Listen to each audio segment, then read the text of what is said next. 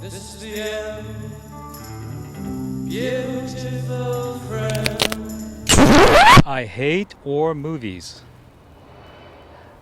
It brings me right back to the 29th of April 1975. I was 8 years old. Saigon was in panic. The Americans had left. School and business had shut down. I remember the fear, the hopelessness was overwhelmed through everybody. We have a wonderful house, I would say, in the outskirts of the big city. It's just like New West compared with Vancouver. Our home is large, it's beautiful, it feels safe to stay in. But on that day, the only thing I could say is I was shelved inside that house. The only big holes I can look through is to the door, which is covered by a sheet of metals and wood to protect us from the outsider. In Saigon at the time, every household have a metal sheet door. It's a just like accordion's door. It can open wide and it can shut down easily. But on that day alone, the door now is being enforced with more metal sheet. I remember my dad put some metal sheet, plywood, everything strengthened that door to almost to the point that unbreakable to protect us from the outsiders. But on the top there was a little gap between the sheet of metals. You can look through and see somebody walking by. I remember I couldn't see anything. The road in front of the house was very busy road. There were 4-lane street. Everything was silent. It's quiet. No sound of kid running up the street. No sound car. Sometimes we complain about sound or noise on the street. But imagine one day you hear none of that. It means you are alone. Nobody. That's the scary thing. The only thing I hear in the background was my mom calling, "Get away from the door. Come in." My mother wanted to save me from the outsider. At the time, only thing we know is the Viet Cong. Never seen one before, but through image in television, they came like dead. They came with the weapons. They wouldn't understand what we're saying. They came to kill and burn everything down. That's all we learned as a child. And I'm just curious.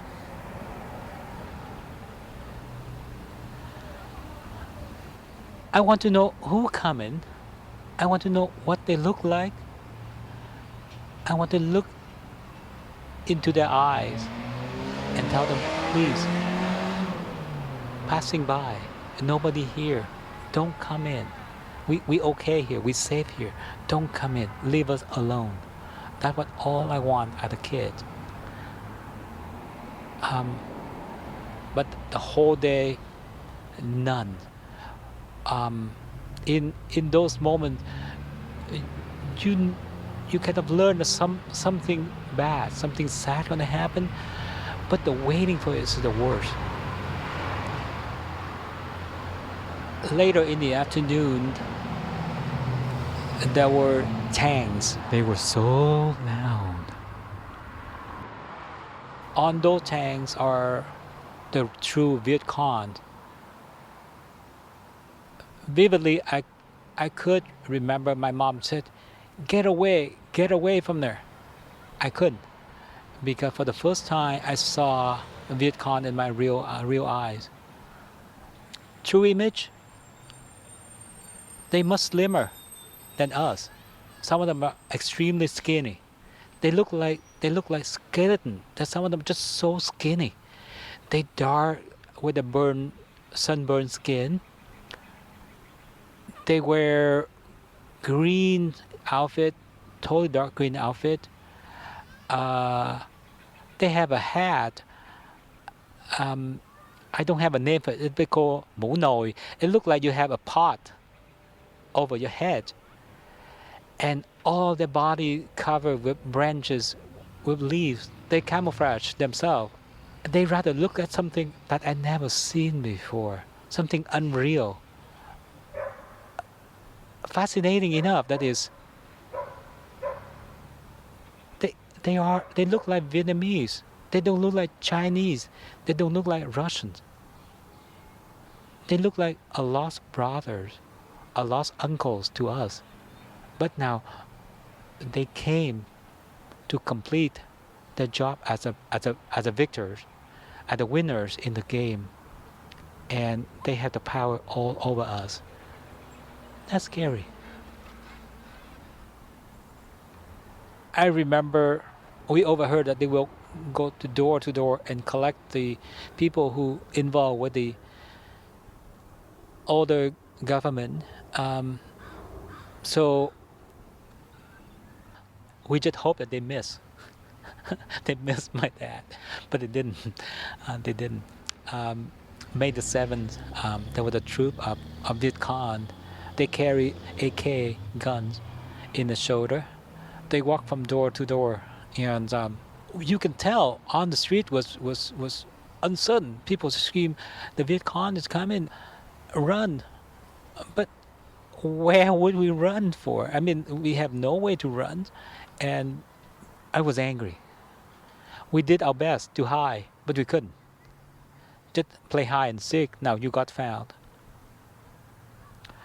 I felt hopeless. What could I do to help my dad? I felt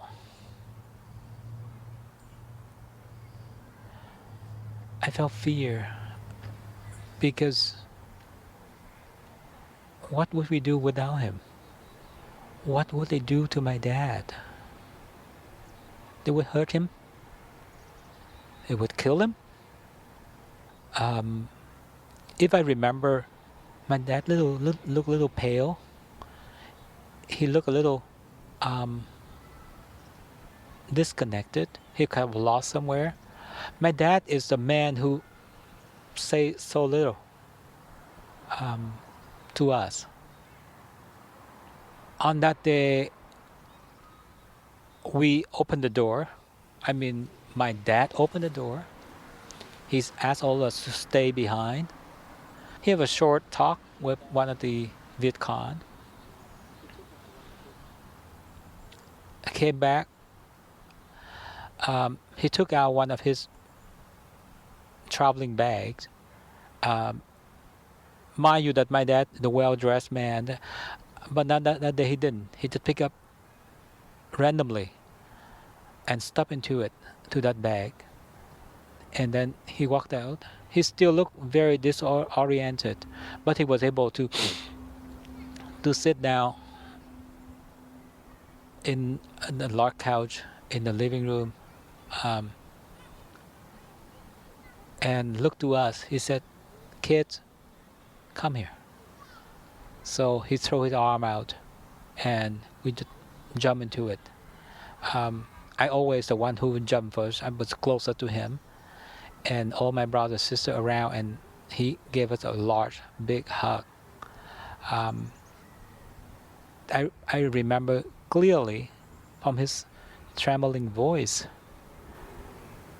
He said, "I must go. I don't know when I'll be back. Look after your mom." And quietly he got up and he walked away. I hear a crying out from my mother, who just stood at the corner of the living room, feels so hopeless. She trembled, but her reaction was most like frozen from inside out without know what to do next. I was a short little kid, so I ran free, ran after my dad, and again I heard the sound. My mom said, "Come back here." And again I didn't. So I ran up. Outside was a troop of Viet Cong and a lineup of men in various way, age and look. Every one of them have a bag. Um, they took my dad's arms and pushed him right into the line.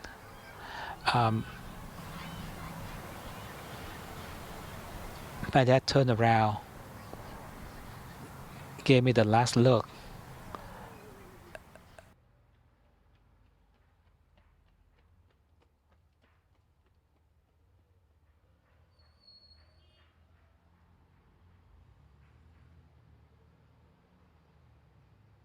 Here was a try to say goodbye to dad, because we are now loser. We lost, and the winners now come and collect us away. There's no winning. There's no winner in the child mind. Either you win or you lose in the war games. The kids are the one who felt the pain most.